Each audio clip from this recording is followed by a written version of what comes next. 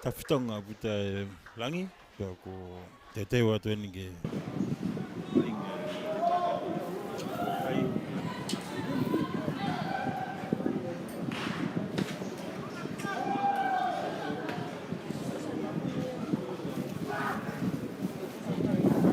E tau asi beni ai.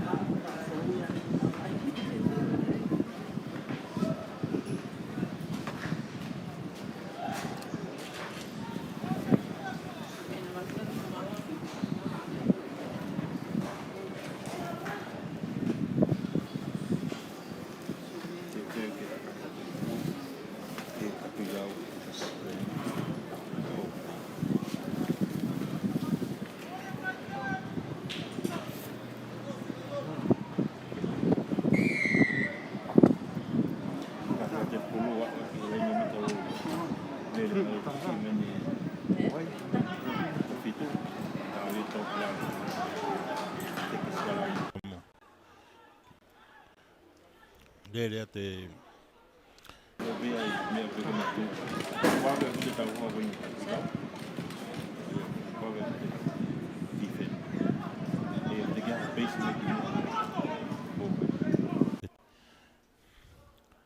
pasia te kere kolo akahi, kai ke mea ka akahi mai tō mai ki loto ke malae. Lele ta takulau mai puluhi kapakau, lele atia tō ki lalo. Uoma, tau te ahe whakamau, timi kona po hei. E ka kai ke mawahe me he molo.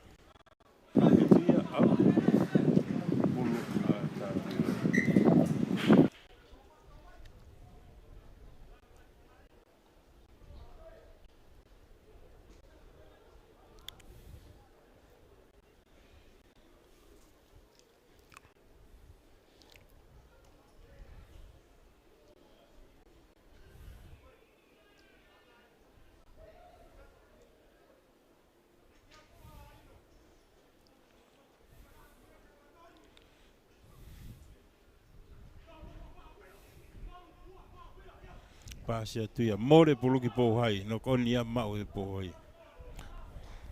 No konia e takulau, ai o kei te forwardi. Pasia te pulu, fuwave au pute tau hoa koni a takulau. Ai a wifi whakamau, whawhoki mai ki he tau tea koni no koni a takulau.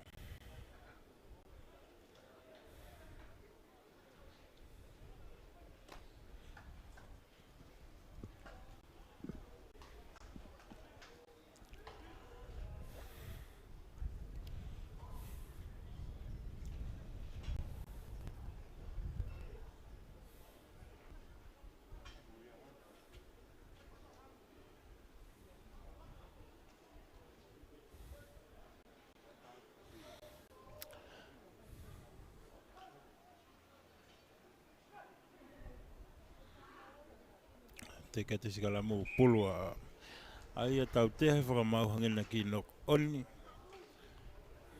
koni a po hai. Ai a koe tepi peka e lere. Ova mai a mea, kake nau taha ki mui kare. Te ife whakamau tau tea po hai.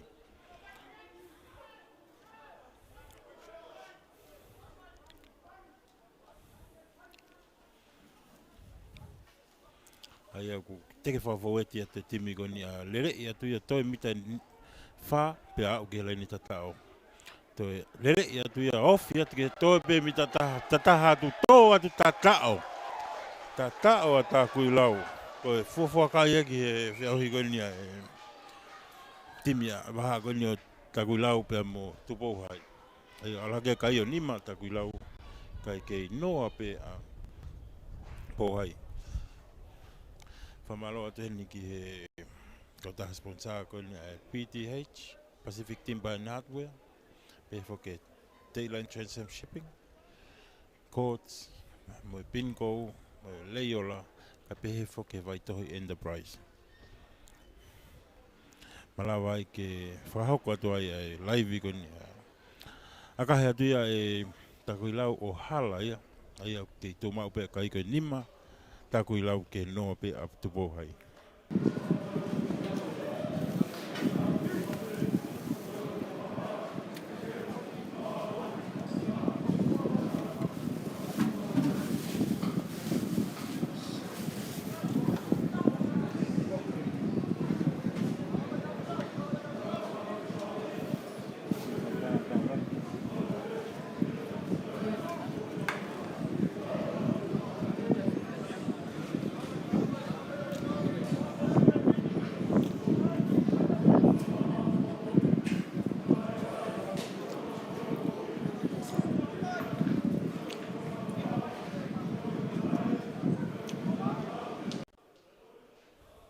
polo tupo hai akahe atu ia tupo hai tari i mai he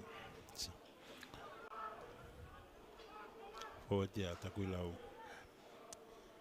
akahe atu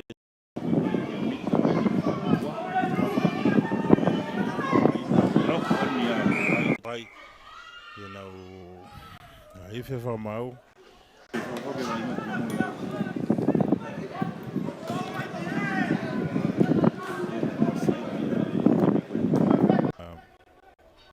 takuilau pulo atu po hai laine mita wawa mita wanima i ta whaki ko ni takuilau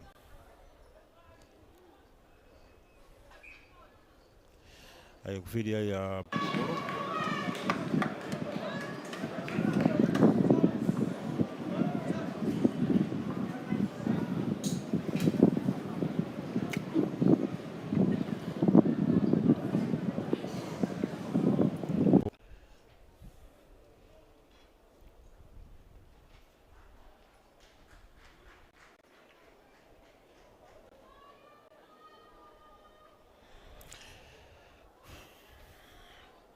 te ke akahe atu ia he timea po hai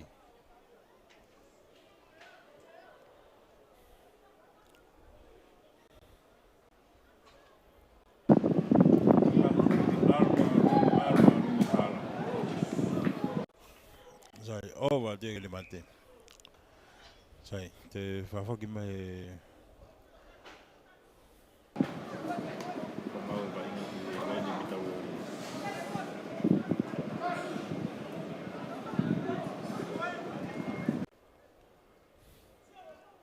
ki tolopu no pe ko ia mau pe he timi kona takuilau lere i mai ha o mai he osa mita nima lere te whika walu arato ai lea kolo pasi ke kapakau taha tu ia o ke laine mita wanima i te whakone wainga kona po hai to lere ia tu ia he fesi tata kai ke au kai mate pe ki mo e laine mita wawa ai more pulu ke kai ke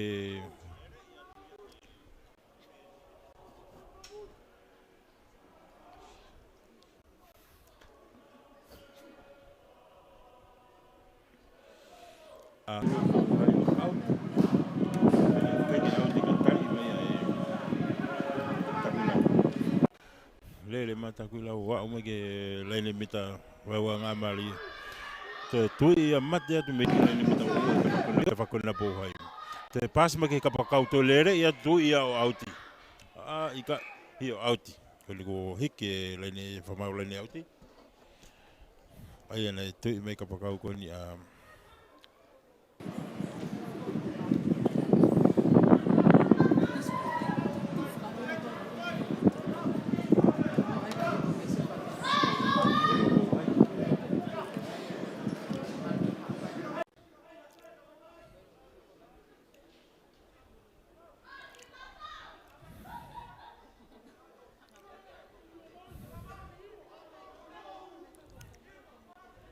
tolong e te pulu.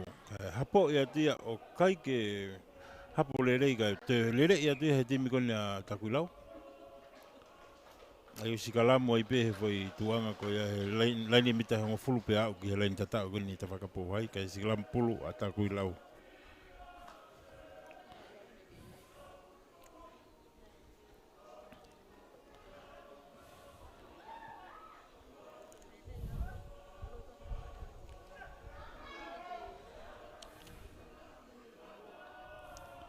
Ia te pulu. Lere ia te pulu tō ia ki lalo. Hamoki me pulu ki mui. Lele atua whaot ke kapakau. Mei tatao toi mi tataha. Te hu ia te pehe. Te kei marohi mai ai mui ke he timi kone a pōhai. Ka te pāsi mai ki tua. Renga marohi timi kone a takuilau toi mi te tolu. Pe au ki he laini tatao. Teke atu timi faweti kone a takuilau. Pāsi atu ia ke whikahongo ke whesi. Te hui mai se ke ni o lere ia to hui mai peo tatao hi loto kolo. Hoi hou maari he ko fui tosi mai peo ko he se ke ni o hui mai me pulu ke laini tatao. Aloha ke kai koni a takuilau hongo fulu ki he noa pe a te pōhai. Akahi atu ia hou. Aloha ke kai a tahaua ki he noa.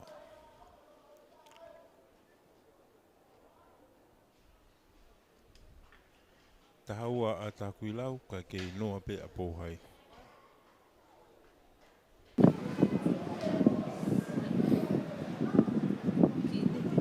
Toi mi nei la.